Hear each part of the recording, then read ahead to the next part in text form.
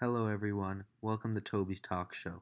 Today, we are going to be talking about the NBA and the NFL, some news, some predictions, and yeah, so let's get started with my NBA hierarchy.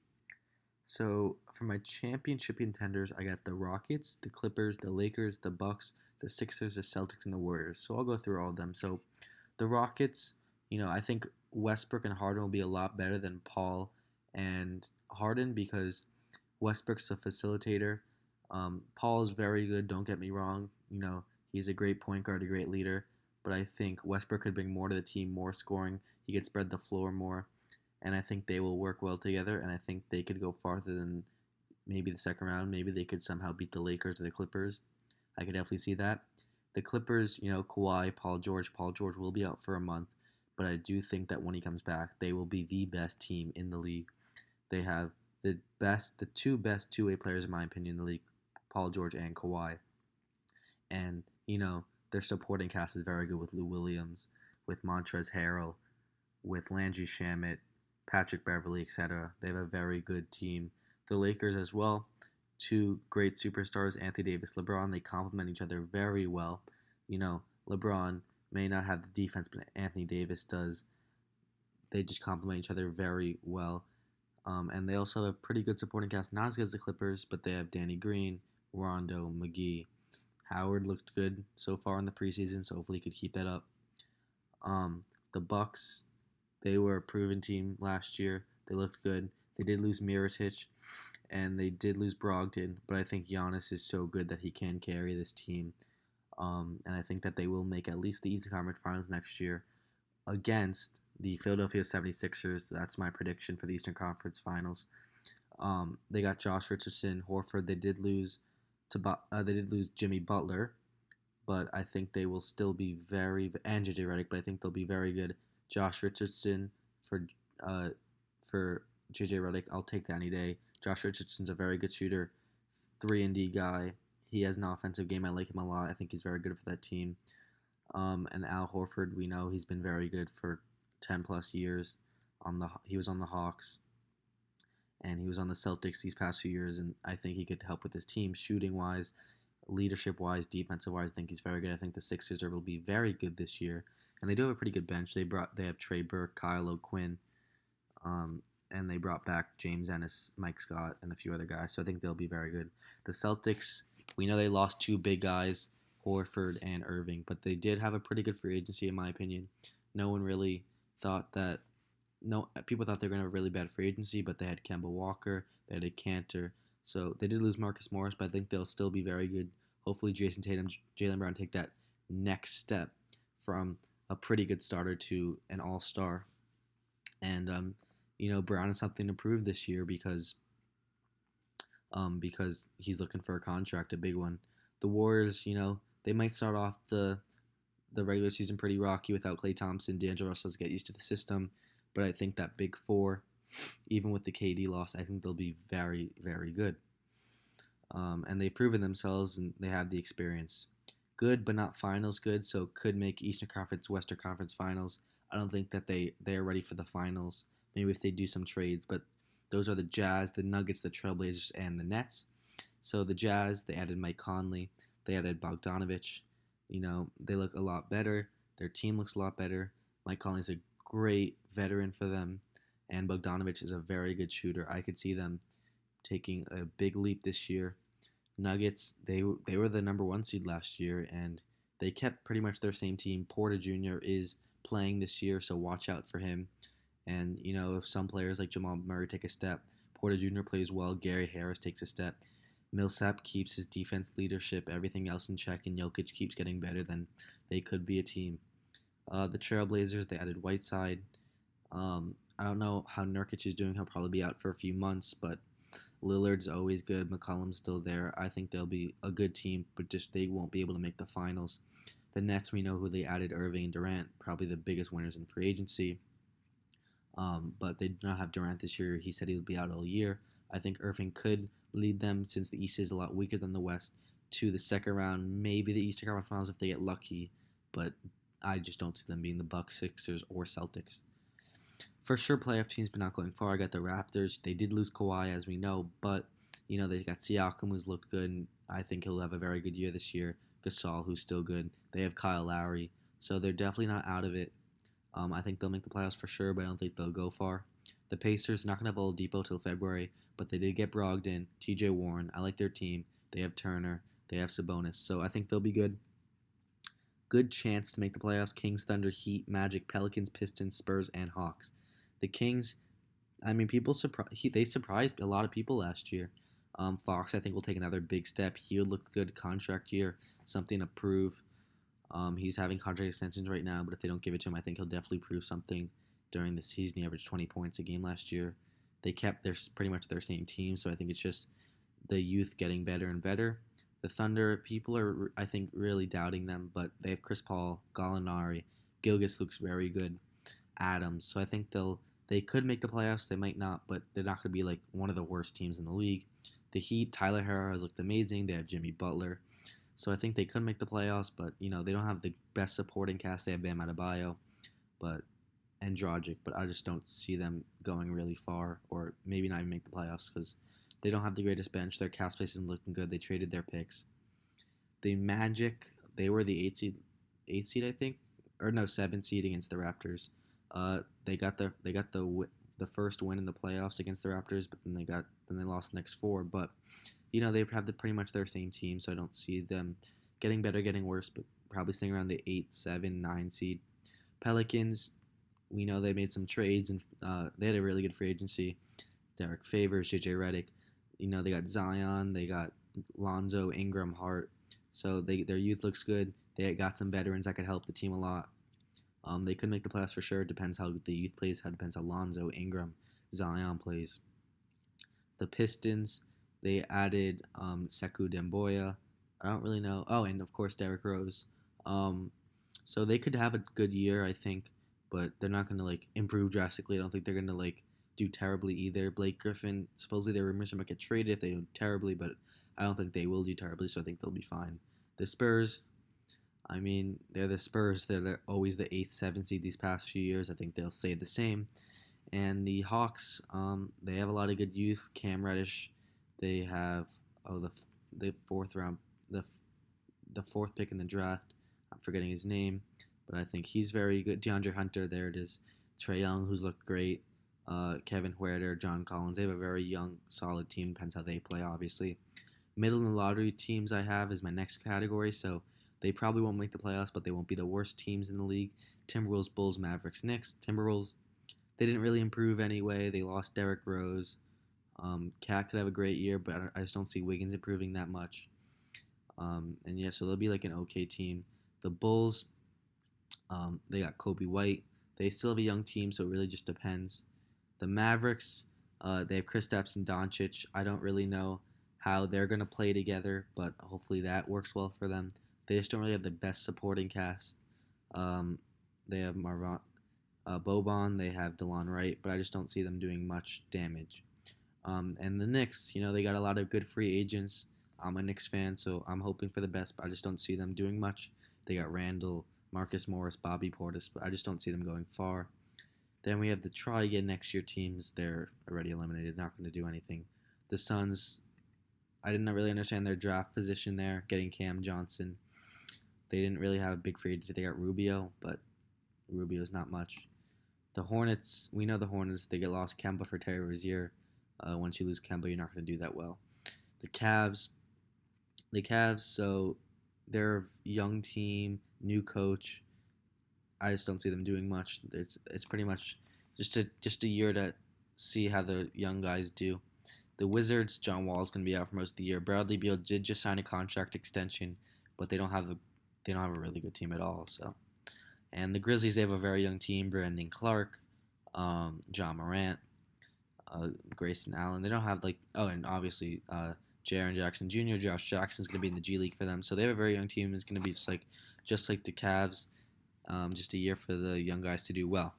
Now I'll have my NBA award predictions. So MVP, I do have LeBron James. Giannis could obviously win it again, but I just think that the people just don't like to give it back to back. It's just like a thing. That's why I think for the NFL, Patrick Mahomes will win this year. I think Russell Wilson will if their stats are the constant throughout like they have been for the past few games, just because they don't like to give people MVP back to back. But LeBron James, the Lakers are going to be very good this year. They were at a 37 and 45 record last year. LeBron had a very good year last year because of their record. He was out a lot. He wasn't going to win MVP, but I think with Anthony Davis, he'll play a lot better. He'll be able to space the floor more. He won't be double teamed as much. So I think he'll have a very good year. Watch out for him. Defensive Player of the Year, I have a surprise, which is Mitchell Robinson. This may be biased, but he'll get a lot more playing time. He only got 20 minutes a game last year and had 2.4 blocks.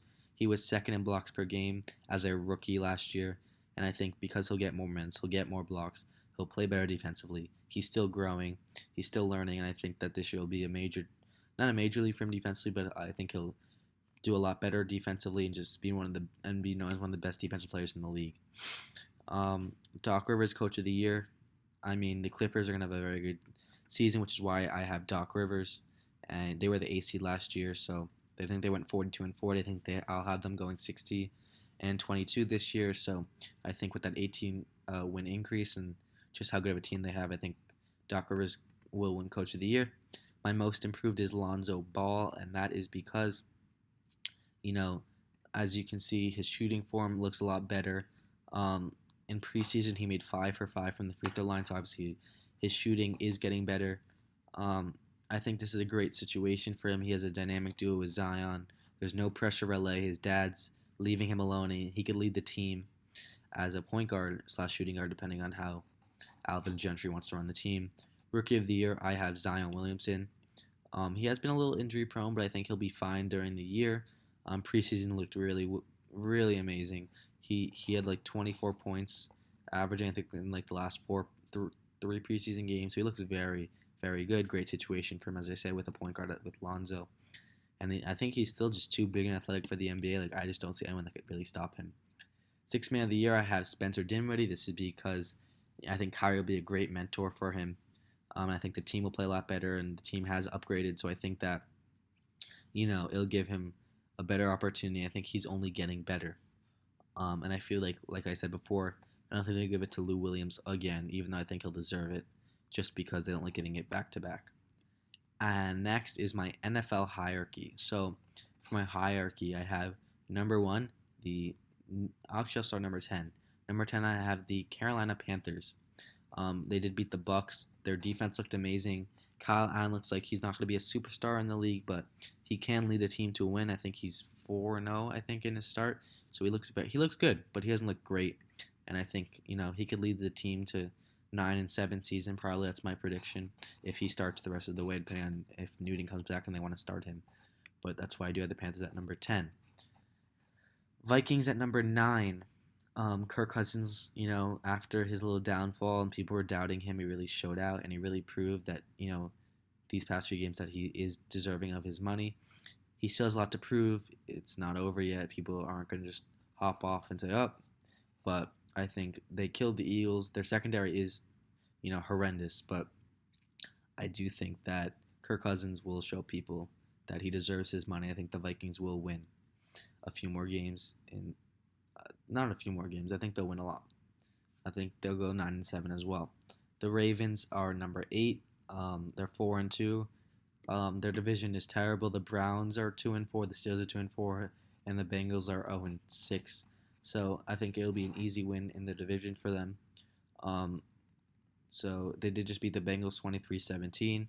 So I think that they're 8 because they aren't showing out like they were in the first few games, but they'll do just fine. The Chiefs at number 7.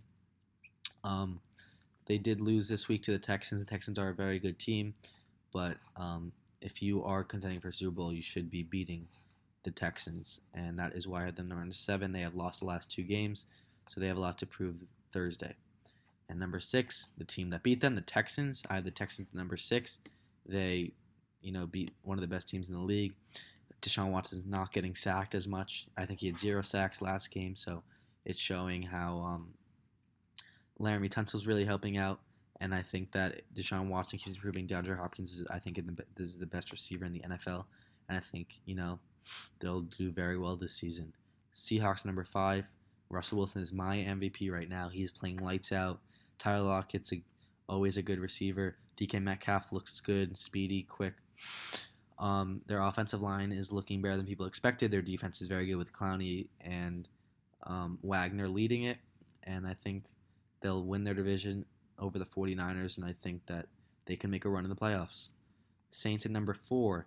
Teddy Bridgewater, just like Kyle Allen, he's a good quarterback, but he's not going to be superb in the league. But he has been holding the team down. They are undefeated with him. And yeah, they look very good. And I think until Drew Brees comes back, I think Teddy can hold the team down. And I think the Saints, like they have been for the past few years, will be a very good team and can make a very deep run. Number 3, surprise team for many this year, the 49ers. They are 5-0. They did just beat their first team that is like a proven team or a good team. I mean, their defense looks incredible. Jimmy Garoppolo looks like he knows what he's doing. He's back. Their wide receivers aren't like flashy guys like Odell, but you know, Pettis and Goodwin, and they have, of course, Kittle. And I just think they're a very well-rounded team. Number 2, I have the Packers. They had a big win against the Lions. Sure, the refing was a bit iffy, but they are 5-0, so you got to give credit where credit's due. And Aaron Rodgers, obviously one of the best, and I don't see them falling anytime soon. Number 1, the obvious, the Patriots. They haven't played any great teams, but Tom Brady's insane. The defense looks incredible for the first time in a while in Tom Brady's career. And if their defense keeps this up, I don't know who could stop them. Now my thoughts on the Jalen Ramsey trade. So if you don't know, Jalen Ramsey was traded to the Rams for 2 firsts and a 4th. He said he's had back issues, but that was just an excuse. He didn't want to play for the Jaguars. My bad. He just wanted to get out, and he got his wish. So for the Jaguars, I think it was great. 2 first rounds and a 4th is very valuable for a guy that didn't want to play for a team. Usually, when a guy doesn't want to play for your team, you get a lot less value because teams know that he's not playing, and they got to trade. They got to trade him before either his contract runs out or he sits out. So I think they got a lot for the situation they were in. The Rams, I don't know about this trade. They just traded Marcus Peters, Aqib Talib, so the secondary obviously wasn't looking good. With this, their secondary obviously looks a lot better, but I feel like this trade was kind of like just to remind. I feel like it was more of like a hype up thing where it's like, okay guys, like this is it, like we got Ramsey, we got to start doing, because they are on a 3-game losing streak. So I feel like this is a trade to stay above 500. I feel like it won't push them over the top. Like I'm not gonna say like, oh, now they're Super Bowl contenders, because right now they really aren't. But I feel like it's kind of like a hype up thing for them, and it's a way to get back their momentum. Now I will go over the over under for the over under predictions for the NBA teams. Let me get that real quick.